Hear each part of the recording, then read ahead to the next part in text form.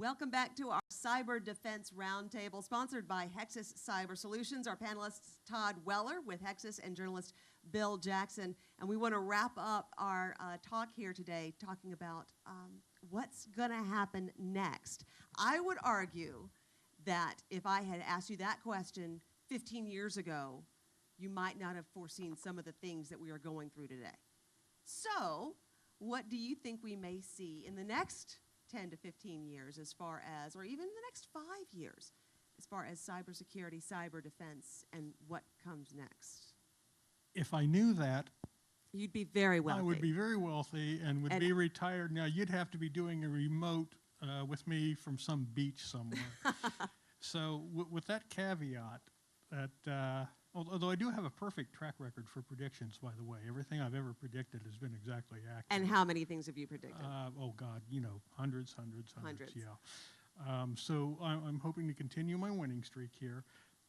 Frankly, I see things continuing much the way they are right now. It's going to be a constant leapfrog between the bad guys and the good guys, because the one thing that drives technology is functionality. It's the ability to do neat things. And the guys who are inventing this functionality are having fun. It's fun to invent new things that nobody's ever been able to do before. And it's no fun to invent these things securely. So you do neat stuff and put it out there. And every new generation of technology is going to be probably as insecure as the last. And it's going to be coming as fast as it ever was, which means that we're going to be constantly playing catch up with security. And there's always going to be a window of opportunity for the bad guys to break in. And given that, I think what we're seeing right now is we're getting on the steep edge of the learning curve. We're really making some progress. We understand that what we need right now is the ability to respond quickly with automation.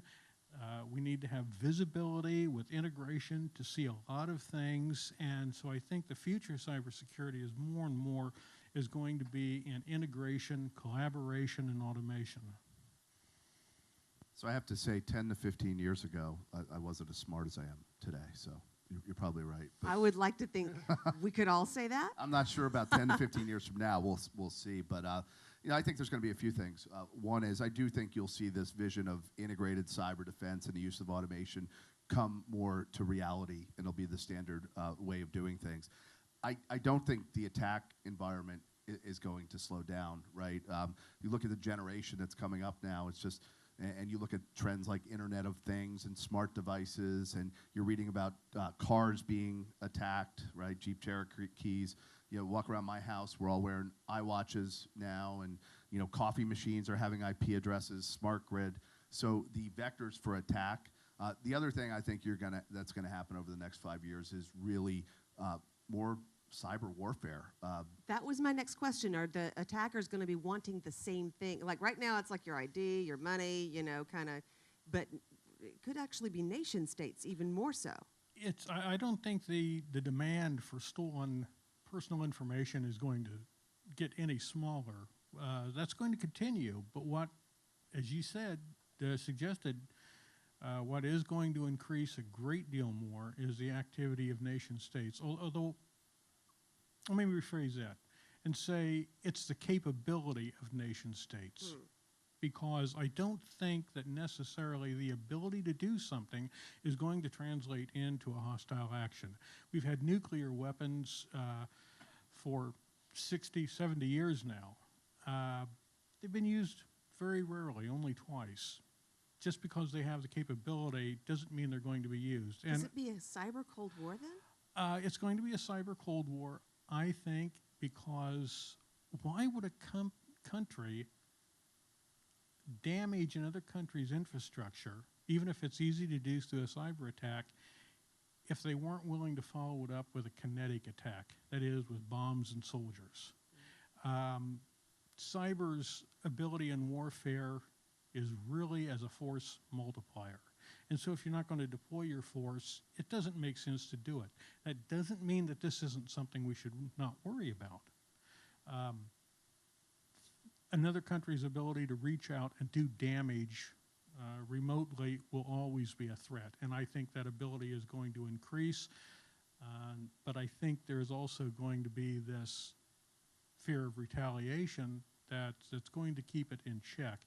And that doesn't mean it won't be scary, because it will always be there. I'm going to give you the last word. So cyber is a great kind of equalizer for smaller countries that don't have the physical forces or armed forces resources of a country like the United States, right? So somebody like North Korea can cause massive issues, right, in an effective way. There was a great article earlier this week in the Wall Street Journal that talked about how Russia purportedly used cyber attacks to disrupt Ukraine. And it was everything from battlefield type stuff, but what I thought was most interesting, right before the elections were happening, the Central Election Office came in and their entire network and the computers were all fried. They were attacked. It was taken down. Now, fortunately, they got them back up. But I would encourage everybody to check the article out, because it just showed how cyber in these types of conflicts is just, it's becoming the norm.